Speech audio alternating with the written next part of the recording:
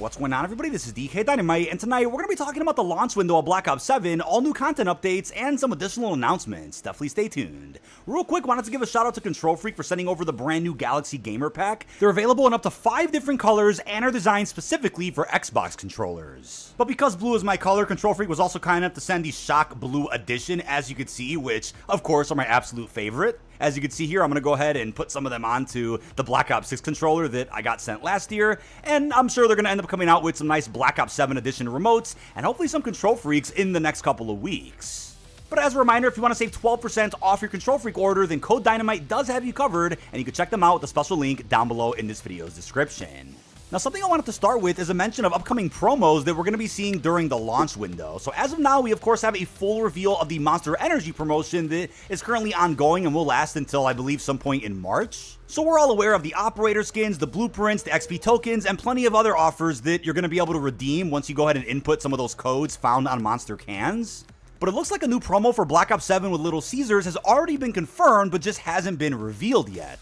So in recent years, we haven't seen a blueprint reward as a part of a Little Caesars promo, but at least we've gotten an operator skin. It's usually a color palette swap of another skin already in the game, but I'm guessing what they're probably going to end up doing in the next couple of weeks is probably redecorate the inside of most Little Caesars locations with a bunch of marketing for this upcoming collaboration, as we just saw with Black Ops 6 last year. But once other promo rewards do get revealed, I'll be sure to make a separate follow-up video showing you how to unlock every single one of them, as I'm also expecting some additional cosmetic bonuses for maybe purchasing some other things in the COD online shop. Now, a couple of days ago, before the release of the new Zombies dev talk, which I did break down in a separate video, I'm going to leave that link down below, they actually mentioned on Treyarch's Twitter that they're going to be back with Matt Scrons probably in the coming days to talk movement, aim assist, footsteps, mantling, and big changes to multiplayer perks in Black Ops 7, including updates to dexterity and ADS for launch.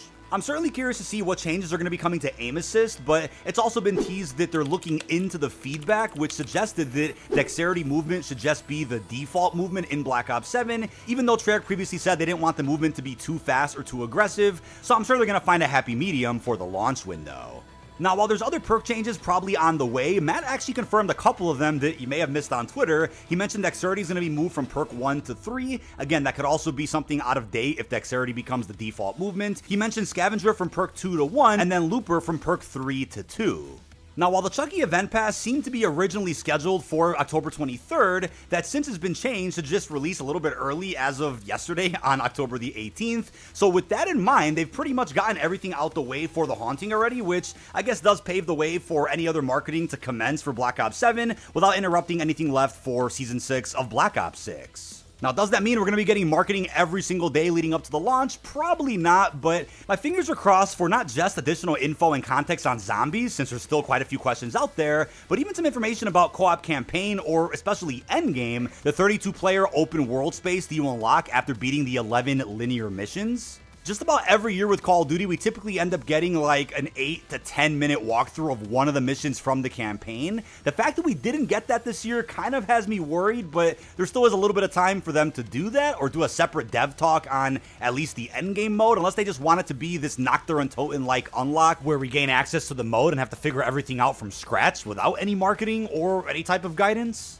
I don't really have doubts the gameplay will be on point considering Black Ops 6's campaign was. I'm just a bit more worried about the narrative, which hopefully Black Ops 7 does step it up quite a bit with, since I think Black Ops 6's biggest shortcomings were with the story altogether in every game mode. But funny enough, during the COD Next broadcast, a video was released on the Call of Duty social channels, which ended up getting taken down quickly after, but the video did contain a preview of a bunch of unrevealed weapons for the launch of Black Ops 7, and these of course weren't weapons that were either previously leaked or obtainable within the multiplayer and zombies beta. Now, before we continue, I want to let you know about today's sponsor, Aniba, an online marketplace that offers the best deals on digital gift cards, game codes, and even DLC. Users can also earn cashback on select purchases so that they can play more and spend less. If you want to check out Aniba, then click on the special link down below in this video's description or the pinned comment. And thank you to Aniba for sponsoring tonight's video. So these weapons did include the Kite, which appears to be a new version of the KN from Black Ops 3, or the KN from BO4, whichever one you want to compare it to. We also have the Carbon 57, which appears to be inspired by the PDW and maybe a pinch of the Cordite. Could be a hybrid of the two. The Carbon 57 was recently revealed in the Direct, but the codename for the weapon, Puma, was used in this video instead, so maybe that's why they ended up taking it down, because the wrong name of the weapon was used for the clip. Now, this isn't confirmed at all, but I feel like by mistake, they actually published this video clip with all weapon code names instead of the actual weapon names, which likely aren't going to get revealed until another couple of weeks. But we also have the Vulture, which kind of looks like a Vector, but may not be inspired by an older weapon. However, I'm sure some of you gun experts in the comments are going to end up figuring this one out. But we then have the Omen, which appears to be a new version of the Outlaw Sniper from Black Ops 4. They've just changed the name, but you can see a very similar reload animation. We then have what is called the Hawk, which might actually be the Echo Hawk dual bore. That was an assault rifle that also was in Black Ops 4. Not really surprised to see a bunch of BO4 weaponry, since that game is closer to Black Ops 7 than Black Ops 3 is, even though a lot of other components of BO7 are clearly inspired by BO3. But we then have the regular knife. It's going to be one of the only melee weapons that will be usable alongside the flatline, at least during launch. Sadly, a bunch of those awesome melee weapons from BO6 are just not going to be usable because Carry Forward got canceled. But I'm sure there'll be other melees added throughout the live seasons. Maybe they'll make a few Carry Forward exceptions and bring some of them over from BO6. But either way, there is a Mastercraft for the flatline that people are going to be getting through the new Vault Edition. And lastly, we have the Orion Pistol, another weapon that we just didn't really know much about. Maybe some of these weapons have popped up in various blog posts or different social media releases, but with the reveal trailers and the beta that we just got, the weapons I just went over are ones that people have generally never really seen before. Now, on top of that, during the launch window, apart from Nuketown 2025 Remastered and what I believe is going to be another preseason type update with an additional weapon or game mode, because that's something we kind of got with Black Ops 6 last year alongside Nuketown. They ended up adding an Infected, I think there was a double XP event, and of course a new COD Endowment bundle. I wouldn't be shocked if the Ballistic Knife teaser that Mastercrafts already provided us with is actually for maybe a preseason update with Sticks and Stones, a mode that actually is missing from Black Ops 6, whereas every other party game mode Treyarch has typically launched is in BO6. What I'm guessing is they'll probably carry forward most of that playlist into BO7 at some point, maybe during the preseason window, but obviously Sticks and Stones can't really be possible without a Ballistic Knife, so they're probably going to add that in as a DLC weapon relatively quick. But during the launch week of BO7, we are going to be getting a new Call of Duty Endowment bundle with the first Tracer pack and exclusive Operator skin, in which all the proceedings are going to go to veterans. Now, I'm going to make a separate video talking more about this pack in the coming weeks, since the COD Endowment actually reached out to Detonated with some info about the backstory to this operator. I do want to cover that in a separate commentary altogether, and as I usually do every year, we're going to review the brand new COD Endowment bundle, since it will actually contain the first Tracer blueprints a part of the game, separate of course from the Vault Edition. Now, with how cool this Operator skin does look, I'm curious to see the reception to the direction they're going with cosmetics. I feel like you'll see a lot of robotics this year with most of the Operator skins, even if they don't cross into the territory of like wacky, cel-shaded, or very animated type skins. I still am curious to see how futuristic they make all the Operators look while keeping the identity of Black Ops.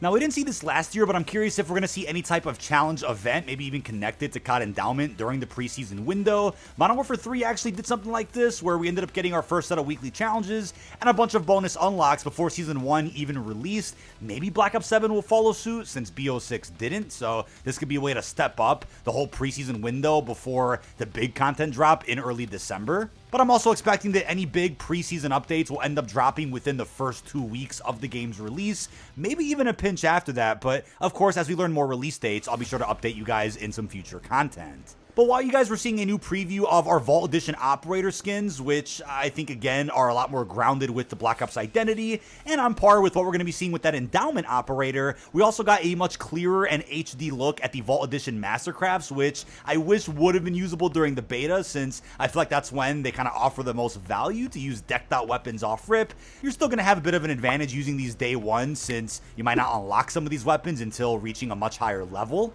But other multiplayer maps that we're going to be seeing day one, which previously got revealed through the Black Ops 7 Direct, and may have been seen in a bunch of different blog posts, include the following. We have Colossus, Den, Dry Dock, Flagship, Hijack, Homestead, Paranoia, Raid, Retrieval, Scar, and of course, 2 different 20v20 skirmish maps. We have Mission Edge and Mission Tide. Keep in mind, some of these maps are going to support face-off playlist, and they're going to end up revealing the TAC maps for some of these locations, likely in the next few weeks before the launch window, while I'd also expect a separate blog going over progression, prestige rewards, and other bits of info that have clearly been kept a secret up until now. But that is about it. This has been dkdynamite. Leave our thoughts down below in the comment section. That's everything we know so far about the launch window updates for Black Ops 7. Of course, a ton more is still about to be revealed through upcoming dev talks, intel drops, and other posts that you'll end up seeing on Twitter or YouTube. In that case, keep notifications on to stay up to date with all things Call of Duty, as I'm going to have you guys covered with all new updates relating to multiplayer, Warzone, and zombies. With that being said, really hope you've enjoyed, and peace out, everybody.